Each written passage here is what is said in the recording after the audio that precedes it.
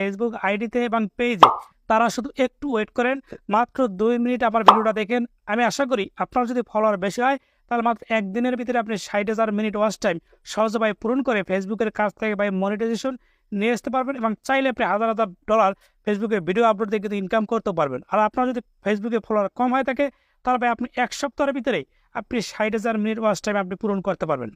Mobile স্ক্রিনটা থেকে লক্ষ্য করুন তো আপনার কাজটা আসলে কীভাবে করবেন, আপনি 2ভাবে পূরণ করতে পারবেন। এই কাজটি করার জন্য শুরুতে আপনাদের ফোনে যে ফেসবুক অ্যাপস রয়েছে এটাকে আপনি ওপেন করবেন। ওপেন করার পরে কিন্তু আমরা রিলস ভিডিও আপলোড দিই, এই যে উপরে একটা প্লাস চিহ্ন আছে, জাস্ট কিন্তু আমরা এখানে ক্লিক করি। ক্লিক করার পরে এই যে রিল দেখতে পাচ্ছেন, জাস্ট এখানে একবার আপনি ট্যাপ দিয়ে দেবেন। ট্যাপ দেওয়ার পরে আপনি যে কাজটা করবেন সেটা আপনি যে কোনো একটা ভিডিও নিয়ে আসবেন। আমি একটা ভিডিও এখান থেকে আপনি নিলাম, নেওয়ার পরে এরপর আপনি যে কাজটা করবেন এই নেক্সট বাটন ট্যাপ দিয়ে দেবেন। ট্যাপ দেওয়ার পর দেখেন অনেকগুলো অপশন কিন্তু চলে আসছে। এখানে কিন্তু আপনার কোনো টাইটেল কিছু লিখতে হবে না, এখানে জাস্ট একটা অপশন কিন্তু আমি অন করব। এরপরে ভিডিও আপলোড দেওয়ার সময় একটা কাজ করতে হবে।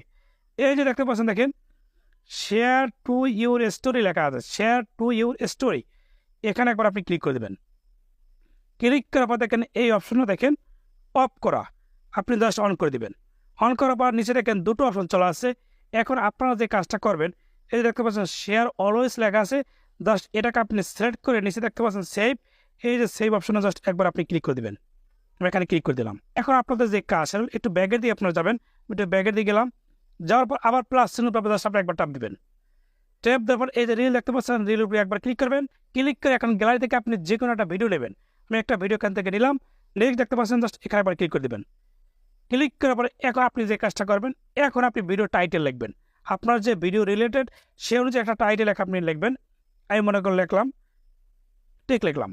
এরপরে এখান থেকে আপনি চাইলে কিছু গুরুত্বপূর্ণ হ্যাশট্যাগ আপনি ব্যবহার করতে পারেন।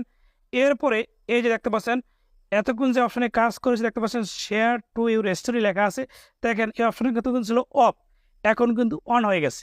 এখন তার মানে কাজটা কি?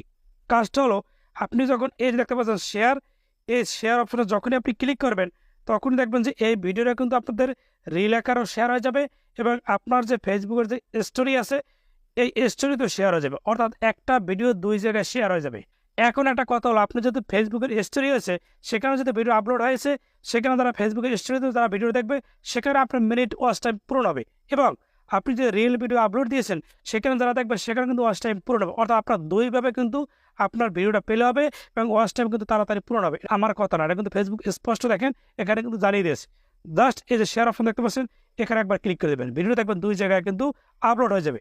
এরপর দেখবেন যে আপনি ফলোয়ার যদি আপনার বেশি হয়, মাত্র আপনি 1 দিন অথবা 2 দিনের ভিতরে আপনার 60,000 মিনিট ওয়াচ টাইম কিন্তু পূরণ হয়ে যাবে।